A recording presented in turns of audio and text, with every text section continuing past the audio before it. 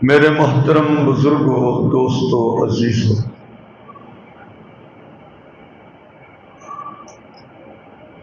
بائیسواں پارہ ہے سورۃ الفاتر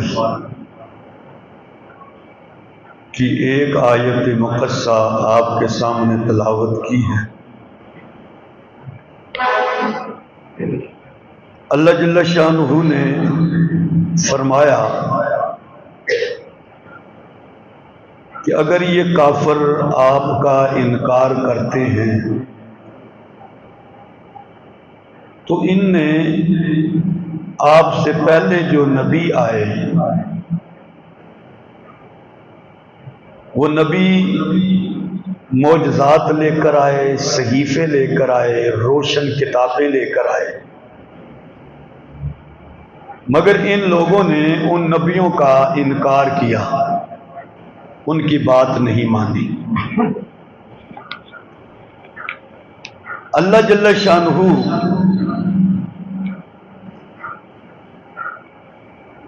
جیسے نبوت عطا کرتا ہے، رسالت عطا کرتا ہے، اسی طرح انبیاء علیہ السلام کو معجزات بھی عطا کرتا ہے۔ معجزے کا معنی ہوتا ہے عاجز کر دینا، یعنی ایسی چیز اللہ اپنے نبی کے ہاتھ سے ظاہر کر دیتا ہے کہ اس کے مقابلے میں چاہے کوئی کتنا بڑا انسان کیوں نہ ہو، سائنسدان کیوں نہ ہو، حکیم و طبیب و معالج کیوں نہ ہو، بڑی عقل اور سوچ والا کیوں نہ ہو، وہ ویسی چیز بنا کر دکھانے پر قدرت نہیں رکھتا، ویسی چیز وہ بنا کر دکھا نہیں سکتا، تو اسے معجزہ کہا جاتا ہے۔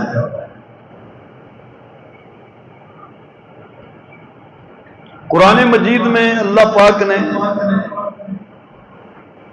مختلف انبیاء کے مختلف معجزات کو ذکر فرمایا۔ حضرت موسیٰ علیہ السلام کے معجزے ہیں، حضرت صالح علیہ السلام کا معجزہ کہ وہ پتھر اور پتھر کی چٹان میں سے ایک زندہ اونٹنی نکل آئے، اور وہ اونٹنی نکل کر بچہ بھی دے دے، چلتی پھرتی دوڑتی بھاگتی کھاتی پیتی بھی ہو، تو یہاں انسان کا سارا سائنس فیل ہو جاتا ہے، انسانی عقل فیل ہو جاتی ہے، انسانی حکمت و دانائی فیل ہو جاتی ہے کہ پتھر کے اندر سے ایسے زندہ اور اتنی بڑی اونٹنی کا نکل جانا، تو اس کو معجزہ کہا جاتا ہے۔ بنی اسرائیل نے حضرت موسیٰ علیہ السلام سے کہا کہ ہم اس میدان میں ہیں، یہاں پانی نہیں ہے، تو آپ نے ایک پتھر پر اپنی لاٹھی کو مارا۔ اب پتھر پر آدمی کوئی چاہے کتنا مضبوط ڈنڈا کیوں نہ ہو، مارے تو ڈنڈا ٹوٹ جاتا ہے، پتھر کی چٹان ہے، سخت ہے، مگر آپ نے جب اپنی لاٹھی کو مارا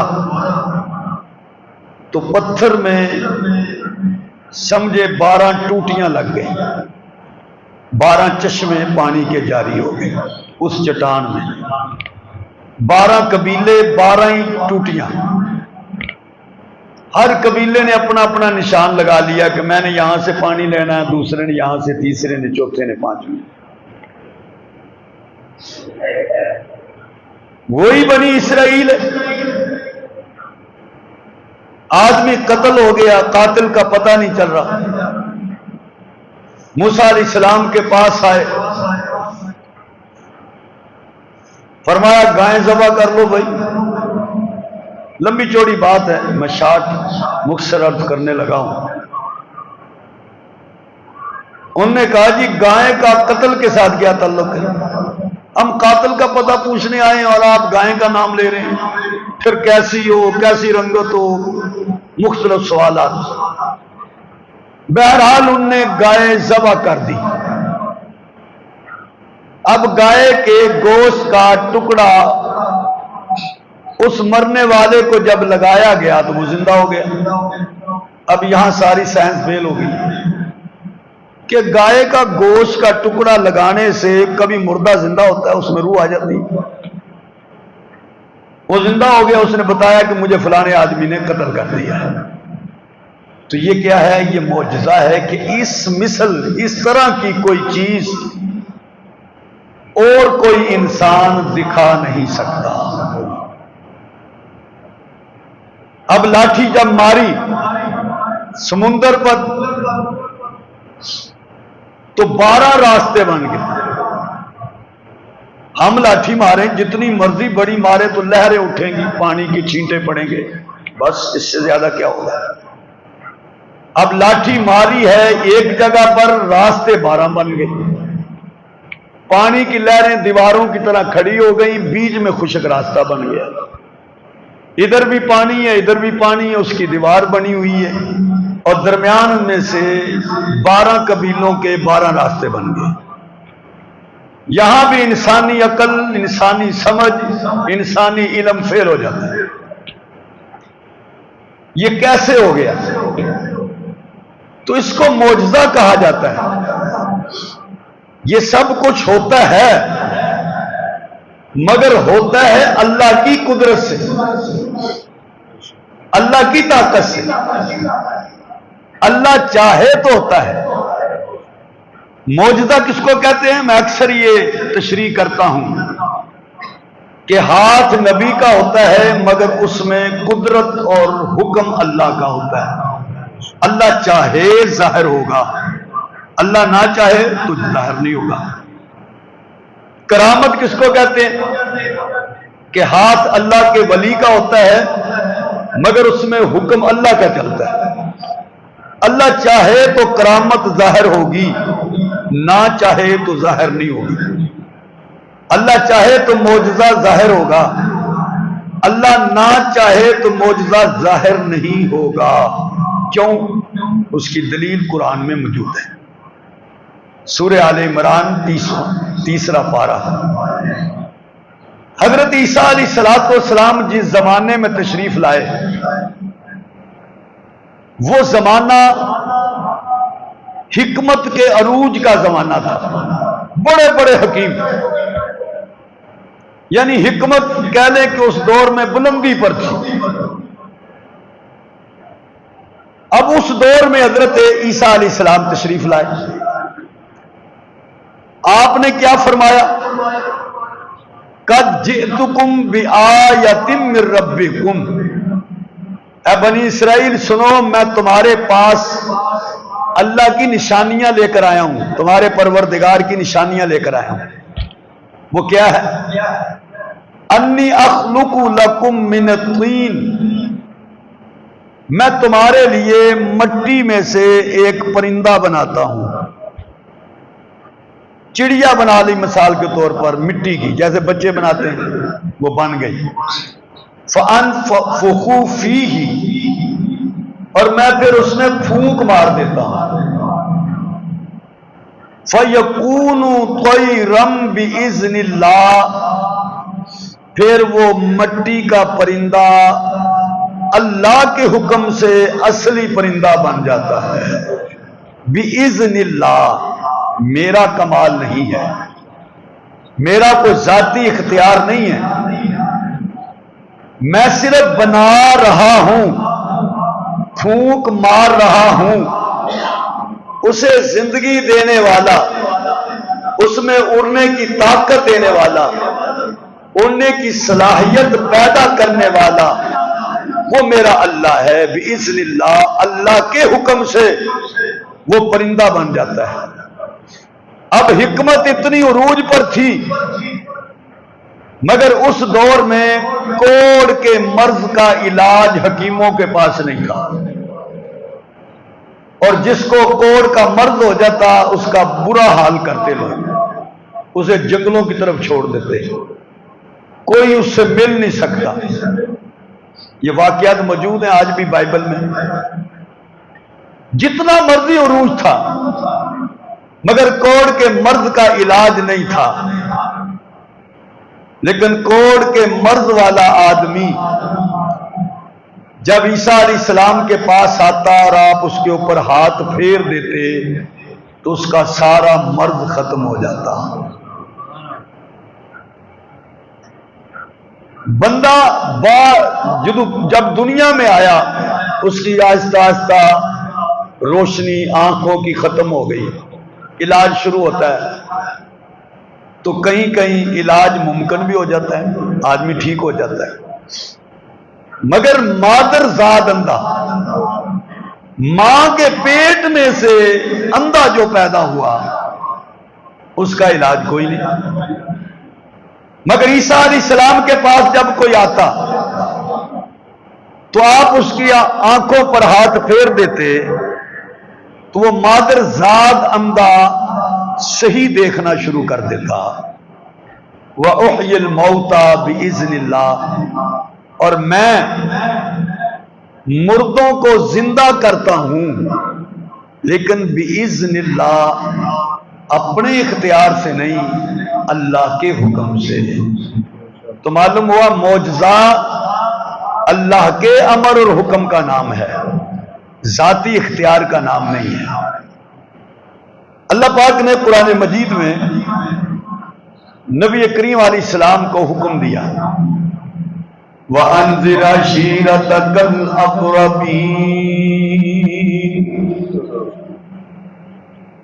میرے محبوب اپنی برادری کو، رشتہ داروں کو میری توحید، میرے پیغام الوہیت و ربوبیت کی طرف بلائیے۔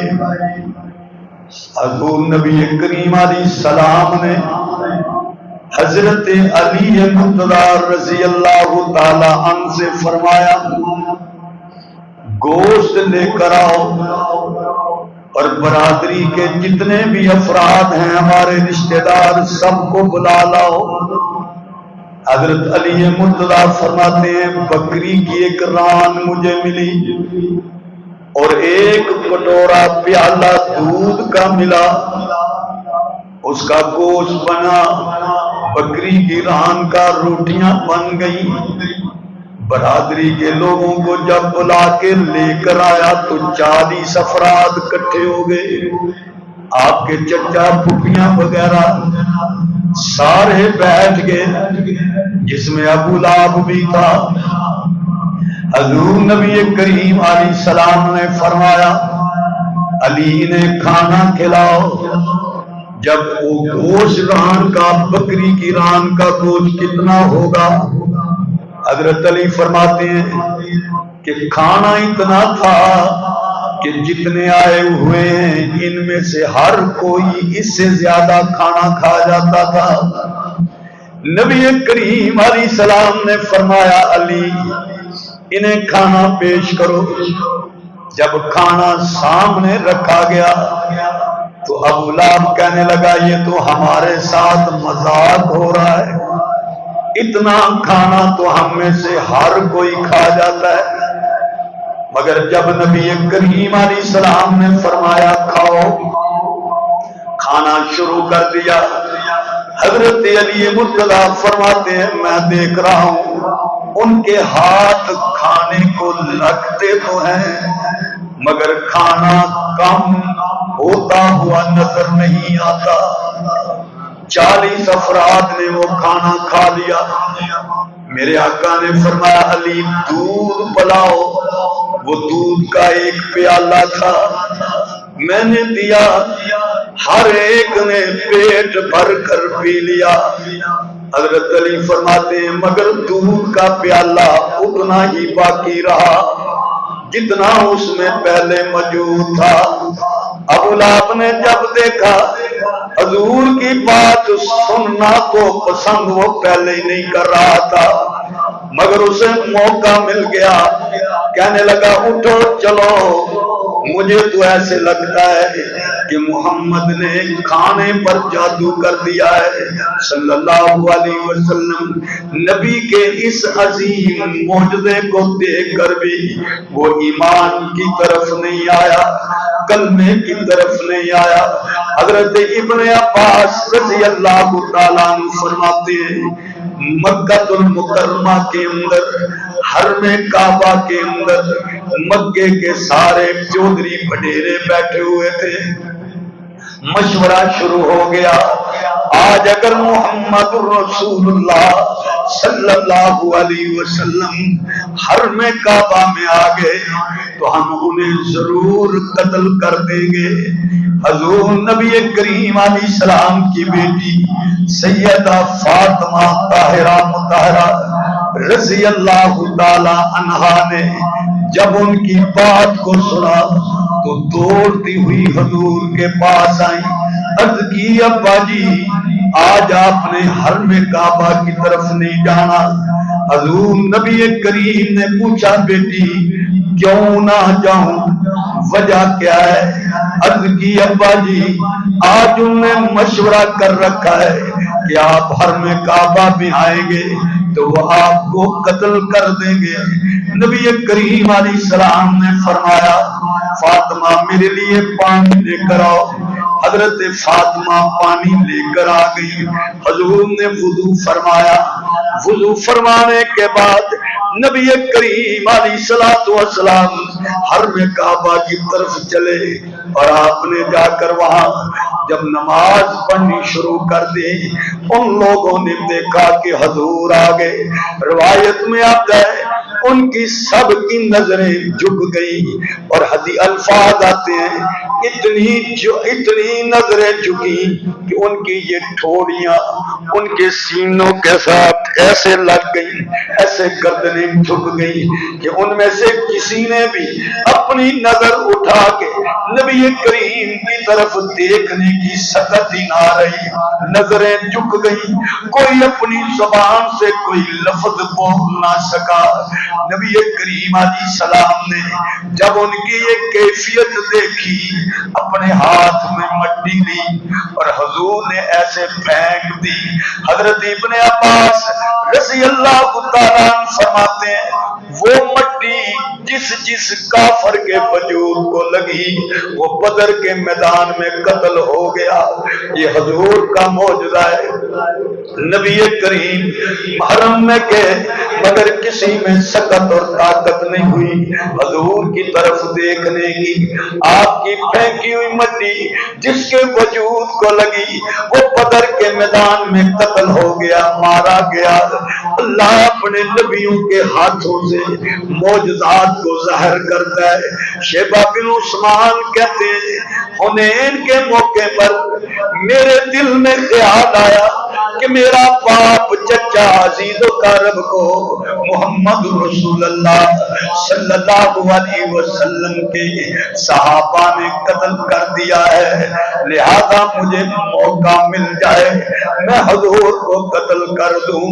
اسی ارادے سے میں نے تلوار لگائی، حضور آگے جا رہے ہیں میں حضور کے پیچھے پیچھے چل پڑا۔ نبی کریم آگے میں اتنا فاصلہ رکھ دیا تاکہ حضور کو شک نہ ہو، حضور آگے میں پیچھے پیچھے چل رہا ہوں۔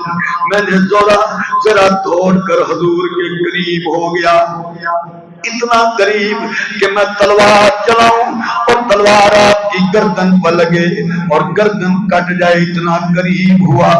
جب میں قریب ہوا میں نے اپنی تلوار نکالی، فضا میں بلند کی، حضور کی طرف اس تلوار کو جب کیا میں کیا دیکھتا ہوں ایک آگ کا شعلہ آگ بھڑکتی ہوئی میری طرف آ گئی اور میرے منہ سے نکلا آہ۔ جب یہ آواز نکلی نبی کریم نے پیچھے مڑ کر دیکھا، مجھے دیکھ کر فرمایا شیبہ ادنو منی، اے شیبہ میرے قریب آ جاؤ۔ میں حضور کے قریب آ گیا، نبی کریم نے اپنا ہاتھ میرے سر کے اوپر رکھا، پھر اپنا ہاتھ نبی کریم نے میرے سینے پر پھیرا، فرماتے ہیں فرفعت الیہ بصری، میں نے اپنی نظریں اٹھا کر حضور کی طرف دیکھا، وَهُوَ أَحَبَّ إِلَيَّ مِنْ سَمْعِي وَبَصَرِي، جب میں نے حضور کی طرف دیکھا تو لوگوں حضور مجھے ساری کائنات سے زیادہ پیارے محسوس ہونے لگے۔ نعرہ تکبیر، شان مصطفیٰ، شان مصطفیٰ، شان صحابہ۔ حضور نے میری طرف جب دیکھا اور میں نے حضور کی طرف اپنی نظر اٹھا کر دیکھا، مجھے اپنی آنکھ، مجھے اپنے کان، مجھے اپنی جان سے بھی زیادہ حضور محسوس ہوئے۔ یہ حضور کی محبتیں ہیں، آیا تو قاتل بن کر، آیا تو تلوار لے کر، آیا تو بدلہ لینے کے لیے، مگر حضور کی رحمتوں والے ہاتھ جب سر پر پھرے، حضور کی رحمتوں والے ہاتھ جب سینے پر پھرے تو سارا بغض، نفرتیں نکل گئی اور حضور کی محبتیں آ گئی۔ تیرے جیسا زمانے میں آیا نہیں، رتبہ تیرا کسی نے پایا نہیں، تیرے جیسا زمانے میں آیا نہیں، رتبہ تیرا کسی نے پایا نہیں، ہے بیاں سے بھی زیادہ جمال آپ کا، حوصلہ حوصلہ ہے کمال آپ کا، خود ستائیں گے پر ستایا نہیں، تیرے جیسا زمانے میں آیا نہیں۔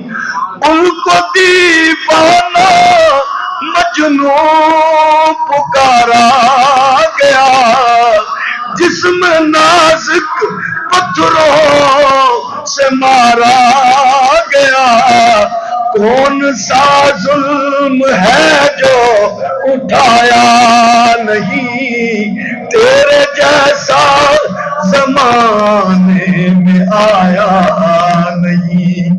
تذکری آپ کے ہر سو ہو گئے، اپنے بھی گانے سب عدو ہو گئے، فرق حق گوئی میں پھر بھی آیا نہیں، تیرے جیسا زمانے میں آیا نہیں، رتبہ تیرا کسی نے پایا نہیں، جس کو بھی آپ کی نسبتیں مل گئی تو رضا کی انہیں نعمتیں مل گئی، جس کو بھی آپ کی نسبتیں مل گئی تو رضا کی انہیں نعمتیں مل گئی، پھر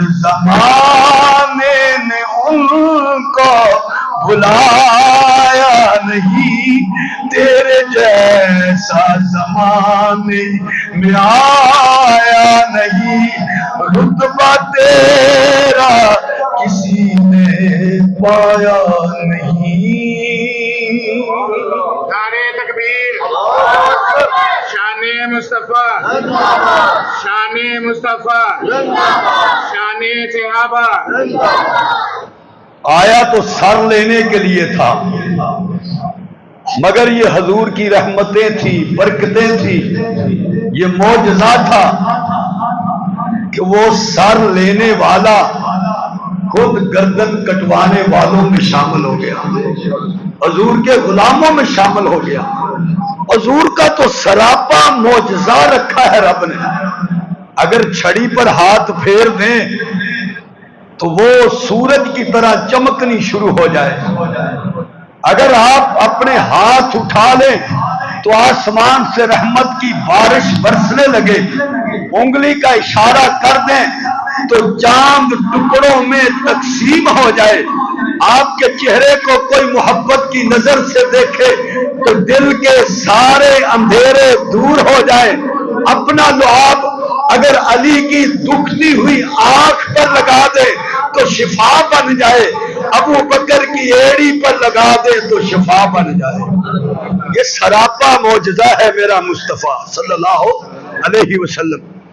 تبھی تو حضرت انس رضی اللہ تعالیٰ فرماتے ہیں کہ میں نے حضور کے پسینے کی خوشبو مشک و عنبر و کستوری سے بھی اعلیٰ دیکھی، کہ آپ کے پسینے کی خوشبو نہ کوئی کستوری، نہ عنبر، نہ مشک، یہ دنیا کی قیمتی اور بہترین خوشبوئیں ہیں، مگر حضور کے پسینے کی خوشبو کا یہ بھی مقابلہ نہیں کر سکتی۔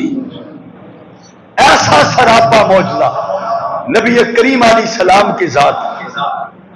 وہ کئی بار میں نے عرض کیا ہے، بات میں بات آ گئی، انہی کی والدہ حضرت ام سلیم رضی اللہ تعالی عنہا جو حضور کی رضائی خالہ تھی، تو آپ فرماتی ہیں کہ میں حضور کے پسینے کو اکٹھا کر لیتی تھی۔ آپ چمڑے نیچے بچھاتے، چمڑے کا ایک بسترا سا، اس میں آپ کا پسینہ گرمی کی وجہ سے جمع ہو جاتا، لگ جاتا، تو میں پسینے کو جمع کر لیتی۔ اور ایک مرتبہ میں نے ایک لکڑی کے ساتھ آپ کی پیشانی سے پسینے کو صاف کیا، اور وہ پسینہ صاف کر کے میں نے ایک بوتل میں ڈالا جس میں خوشبو تھی، تو حضور نے جا کر فرمایا ام سلیم یہ کیا کر رہی ہو؟ عرض کی یا رسول اللہ آپ کے پسینے کو خوشبو میں ڈال رہی ہوں۔ فرمایا ام سلیم خوشبو میں تو خوشبو ملائی جاتی ہے، پسینہ نہیں ملایا جاتا۔ تو فرمایا یا رسول اللہ یہ کسی اور کا پسینہ نہیں، یہ آپ کا پسینہ ہے، اور جب میں آپ کا پسینہ کسی خوشبو میں ملا دیتی ہوں تو میری خوشبو کی بھی خوشبو بڑھ جاتی ہے۔ یہ سراپا معجزہ میرے نبی کریم علیہ السلام کی ذات ہے۔ حضرت ابن عباس رضی اللہ تعالیٰ عنہ فرماتے ہیں کہ حضور نبی کریم علیہ السلام حرم کعبہ میں قرآن مجید کی تلاوت کر رہے تھے، قرآن مجید کی تلاوت کر رہے تھے، دوسری طرف سارے آپ کے مخالف چودھری بیٹھے ہوئے تھے، سب آپ کے مخالف بیٹھے ہوئے تھے۔ حضرت ابن عباس رضی اللہ تعالیٰ فرماتے ہیں کہ ان سب نے مشورہ کیا کہ آج جتنے بھی افراد یہاں بیٹھے ہو ایک ایک پتھر لے کر آؤ، سب پتھر لے کر آئے۔ اب حضور دوسری طرف ہیں، یہ دوسری طرف ہیں۔ ابو جہل کہنے لگا یہ پتھر لے کے جانا ہے، اور یکدم ہم نے محمد مصطفیٰ پر پتھروں کی بارش کر دینی، ایک ماریں گے تو شاید بچ جائیں گے، یکدم اتنے سارے پتھر برسائیں گے تو نعوذ باللہ ان کے خیال میں تھا کہ معاملہ ختم ہو جائے گا۔ وہ سارے لے کے ایک آدمی بھیجا، دیکھ کر آؤ کیا کر رہے ہیں۔ انہوں نے کہا جی وہ تو اپنی موج میں قرآن پڑھ رہے ہیں۔ کہنے لگا چلو، اب انہوں نے کون سا ادھر ادھر دیکھنا ہے، اب وہ قرآن میں لگے ہوئے ہیں، تلاوت میں لگے، سارے آگے، سب نے پتھر اٹھائے ہوئے اور حضور بیٹھے ہوئے پیچھے سے آئے، اور سب نے اس طریقے سے پتھر پھینکنے چاہے۔ اللہ کا امر اور حکم آ گیا کہ جہاں تمہارے ہاتھ ہیں وہیں ٹھہر جائیں۔ وہ جیسے پتھر پکڑے ہوئے ویسے ہاتھ جامد اور ساکت ہو گئے، نہ وہ ادھر ہو رہے ہیں، نہ وہ نیچے ہو رہے ہیں، اور نہ وہ کسی طرف گھوم رہے ہیں۔ بڑی طاقت لگائی، زور لگایا، مگر کچھ نہیں ہوا۔ تو حضور اپنے تلاوت میں مصروف ہیں۔ جب ان سے کچھ نہیں ہوا تو زور سے کہنے لگے محمد ہے محمد صلی اللہ علیہ وسلم۔ حضور نے دیکھا تو سارے سردار ایسے ہینڈز اپ ہوئے، ہاتھ اٹھائے ہوئے، اور تمہیں کیا ہو گیا؟ کہنے لگے جی آئے تو تھے ہم آپ کو قتل کرنے کے لیے، مگر ہماری حالت دیکھ لیجئے، بڑی دیر ہو گئی ہے۔ کتنی دیر آدمی ایسے ہاتھ اٹھائے گا، تھک جاتا ہے، پھر پتھر ہاتھ میں ہو۔ کہنے لگے بڑی مہربانی ہوگی، اپنے رب سے دعا کیجئے کہ آپ کا رب ہم پر رحم کر دے، حضور کی رحمتوں پر قربان جائیں۔ آپ نے ہاتھ اٹھا لے، مولا میں نے انہیں معاف کر دیا ہے، تو بھی انہیں معاف کر دے۔ حضور نے یہ فرمایا اور فوراً ان کے ہاتھ نیچے آ گئے۔ مگر بدبختی کی علامت ہے، اتنا بڑا معجزہ بھی حضور کا دیکھا، اللہ کی اتنی بڑی عظیم قدرت کا مشاہدہ کیا، مگر قریب ہو کر بھی اسلام سے دور رہے، مسلمان نہیں ہوئے۔ یہ تو اللہ کی طرف سے وہ نصیبہ ہے کہ قریب والے محروم ہو جائیں اور دور سے آ کے سلمان فارسی جیسے وہ حضور کا کلمہ پڑھ لیں۔ یہ اللہ کا انتخاب ہوتا ہے، اللہ جسے منتخب کر لے، اللہ جسے پسند کر لے۔ نبی کریم علیہ السلام کا یہ اتنا بڑا معجزہ دیکھ کر وہ پھر بھی اسلام کی طرف نہیں آئے، مسلمان نہیں ہوئے، اپنے کفر پر اسی طرح ڈٹے رہے اور حضور کی مخالفت کرتے رہے۔ اور یہی حال پہلی قوموں کا بھی تھا کہ جن نے اتنے بڑے بڑے معجزات دیکھے۔ میں نے ابھی عرض کیا شروع میں موسیٰ علیہ السلام کا کہ جیسے ہی موسیٰ علیہ السلام نے لاٹھی ماری 12 راستے بنے، قوم اپنے اپنے راستے پر کنارے پر جب پہنچی تو دوسری طرف کچھ لوگ وہ تھے جو بتوں کی عبادت کر رہے تھے۔ تو ان نے کنارے پر پہنچتے جو پہلا جملہ کہا، کہنے لگے یا موسیٰ ہمارے لیے بھی ایسے رب بنا دے جا کے ہم ان کی عبادت کر سکیں۔ 1 منٹ میں بدل گئے کہ جس رب نے 12 راستے بنائے، فرعون کو پانی میں غرق کروایا ان کی نظروں کے سامنے، انہیں کہا دیکھو دیکھو، تم نے بعد میں ماننا نہیں ہے کہ فرعون، انہوں نے ماننا نہیں تھا کہ فرعون غرق ہوا ہے، ان کو دکھایا دیکھ لو یہ غرق ہو رہا ہے، فوج بھی غرق ہو رہی ہے۔ لیکن جو ہی دوسرے کنارے پر پہنچے، بت پرست قوم کو دیکھا تو کہنے لگے موسیٰ ہمارے لیے بھی کوئی ایسا رب بنا دے جس کی ہم عبادت کریں۔ تو یہ قوم کا عجیب مزاج ہے۔ تو اتنا بڑا عظیم معجزہ کہ نبی کریم کی رحمت کا مشاہدہ کیا، آپ کی محبت کا مشاہدہ کیا، مگر اس رحمت کو بھی، اس محبت کو بھی بالا طاق رکھ کر وہ پھر بھی اپنے کفر پر اسی طرح ڈٹے رہے، اسی طرح حضور کا انکار کرتے رہے، اسی طرح حضور کو نہیں تسلیم کیا۔ حضرت جابر رضی اللہ تعالیٰ عنہ فرماتے ہیں ہم نبی کریم علیہ السلام کے ساتھ احرام باندھ کر مکہ کی طرف جا رہے تھے، بیت اللہ کا طواف کرنے کے لیے، عمرہ کرنے کے لیے۔ حدیبیہ کے مقام پر جب پہنچے تو کفار نے ہمیں روک دیا کہ بھئی آپ آگے نہیں جا سکتے۔ اب وہ 1400 افراد جب وہ ایک جگہ پر ٹھہرے تو جو پانی تھا وہ ختم ہو گیا۔ فرماتے ہیں حضرت جابر گرمی کی بڑی شدت تھی، جانور بھی پیاسے تھے، سفر کر کے آئے، تو ہم نے ایک کٹورے میں، ایک پیالے میں پانی ڈالا اور وہ کٹورا لے کر نبی کریم علیہ السلام کے پاس آئے۔ اب صحابہ وہاں ٹھہرے ہوئے ہیں، 1400 کی تعداد ہے، پانی ختم ہے اور ایک کٹورے میں پانی ہے، ایک پیالے میں اس سے زیادہ پانی کسی کے پاس موجود نہیں ہے۔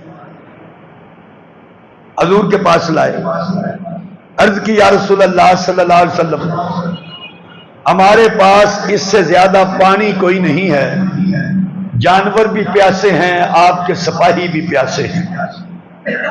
حضرت جابر فرماتے ہیں حضور نے فرمایا پیالے کو رکھ دو۔ اب رکھ دیا۔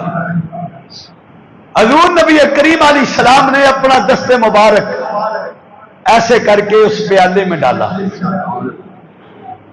فرماتے ہیں کہ جیسے ہی حضور کی وہ انگلیاں اس پیالے میں آئیں تو پیالے میں سے پانی نے ابلنا شروع کر دیا، کأنہا العیون، ایسے لگ رہا تھا کہ جیسے بہت سارے چشمے پھوٹ پڑے ہیں، عیون، چشمہ نہیں، چشمے، بہت سارے چشمے پھوٹ پڑے ہیں۔ ہم نے آگے جگہ بنائی، پانی پیالے سے نکل رہا ہے اور وہاں جمع ہو رہا ہے، صحابہ پی بھی رہے ہیں، صحابہ نہا بھی رہے ہیں، 1400 افراد صحابہ پی بھی رہے ہیں، اپنے مشکیزوں میں پانی بھی ڈال رہے ہیں، اور اپنے اونٹوں کو، اپنی سواریوں کو وہ پانی پلا بھی رہے ہیں، مگر وہ پانی ختم نہیں ہوا۔